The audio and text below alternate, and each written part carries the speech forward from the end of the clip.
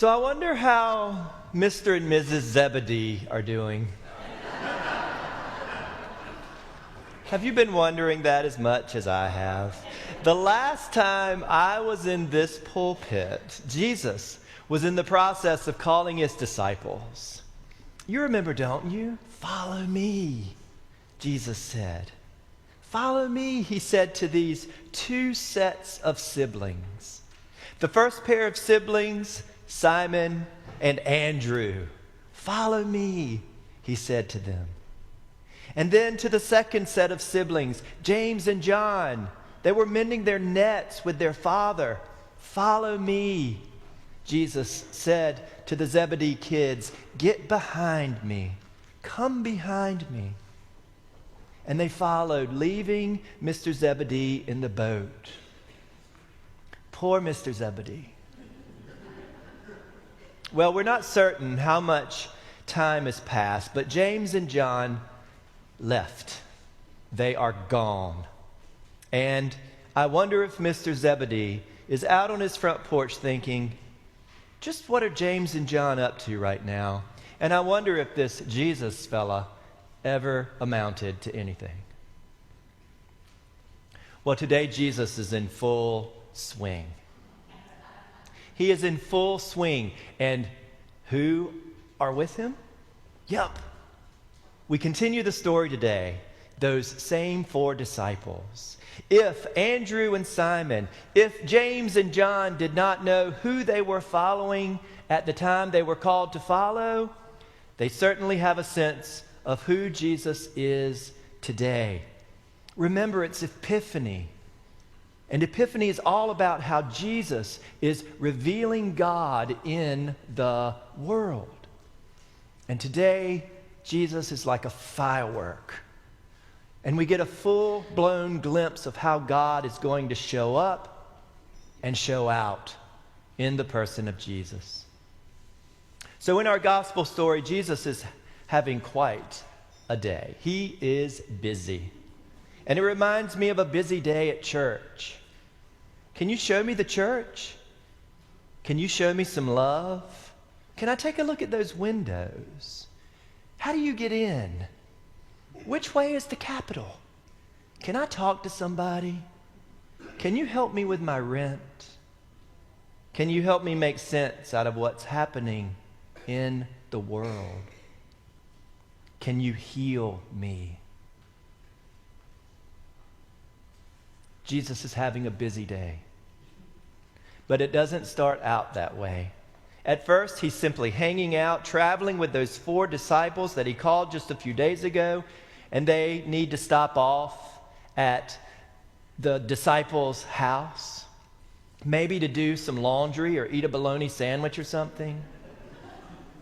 But when they arrive, they find out that Simon's mother-in-law is sick with a fever.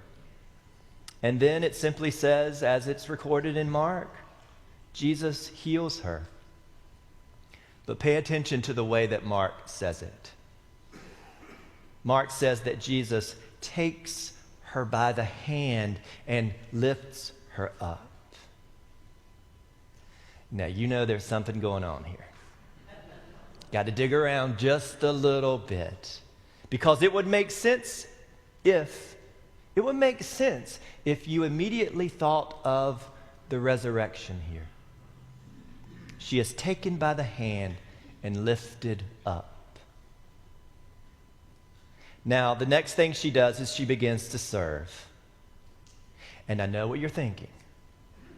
It would be easy to look at this passage and say, oh yeah, the first thing she does is start taking care of the menfolk. Figures. Well, we have to keep in mind our first century cultural context. Regardless of what it might sound like to us with these ears today, the role would have been very crucial to her. It would have been crucial to her safety and her security. But here she is not just restored to the ho-hum stereotypes. The verb used here for waiting on Jesus is the same verb that's used back when Jesus is in the desert and angels come and they wait on him. They attended to him. So this is a special new place where the woman has been lifted to. And it's not about washing the dishes. This is about a crucial role in the life of caring for Jesus, a role shared by angels. So the woman is not at all depicted here as a servant that might come to mind. She is in the holy care of her Lord. She, like those other boys, has become a disciple. She embodies good news. You see, Jesus is still in the business of forming disciples. Come behind me. And here we see that Jesus is an equal opportunity disciple maker. Which makes me wonder if this mother gets on the horn. I wonder if she picks up the phone. Operator, can you connect me with Mr. and Mrs. Zebedee? Because I have got to tell them what has happened to me. Those disciples, when they were called to follow, they probably wondered, just what is he calling me to get behind? And today it is revealed, an epiphany has happened. Jesus is about taking away the fevers of life. The fever left her.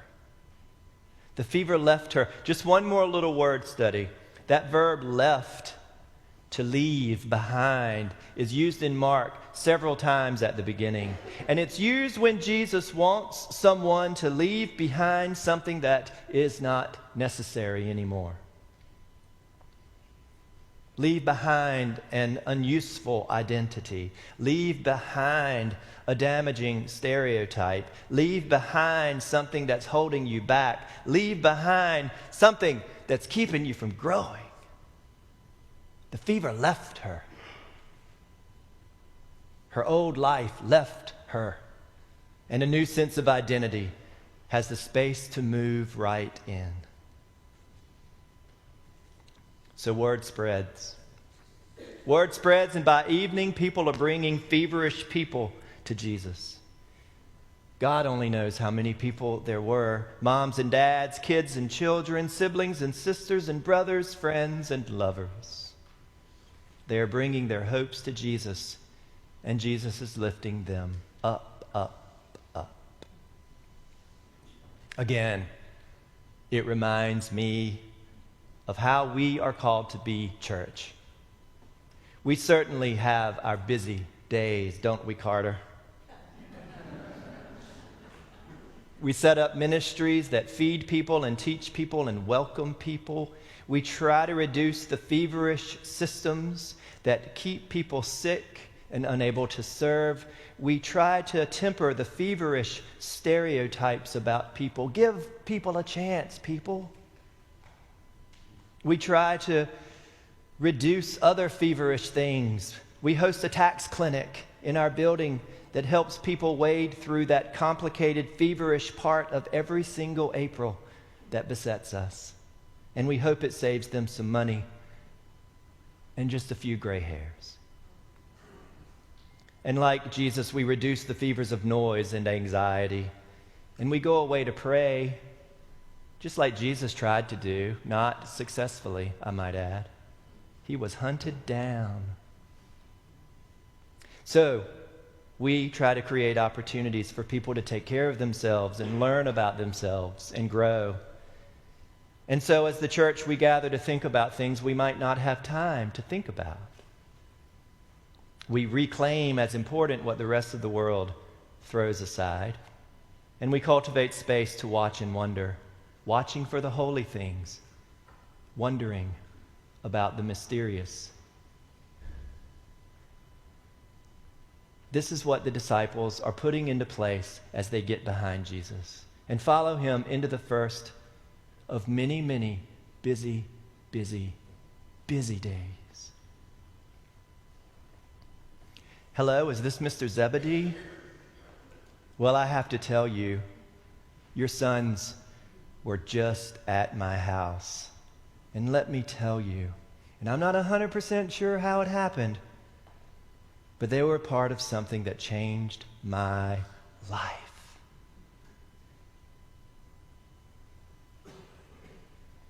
I hope you know. Have you heard? Have you heard that you, St. Paul's, still are equipped with the power to change lives? We are capable of something special here, and I want you to get it on the horn and tell everybody about it. And if you want to hear more or learn more, please attend our parish meeting today. Because at this gathering, every single one of us will continue to grow in our understanding of what it means to get behind Jesus in this place, in this particular season. And we gather as an ancient community that has so much to offer and so much to figure out. So many answers and so many questions. So many reasons to ask why. And so many reasons to pray, Amen and Amen. Get it?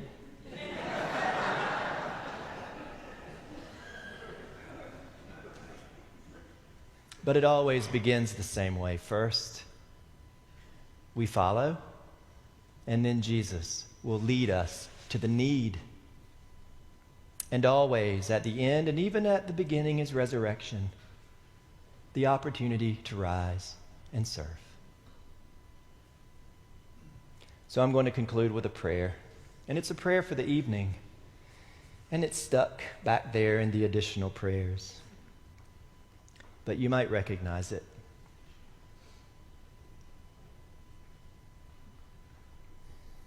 Lord, support us all the day long until the shadows lengthen and the evening comes and the busy world is hushed and the fever of life is over and our work is well done. Then in thy mercy grant us, all of us, a safe lodging and a holy rest and peace at the last. Amen.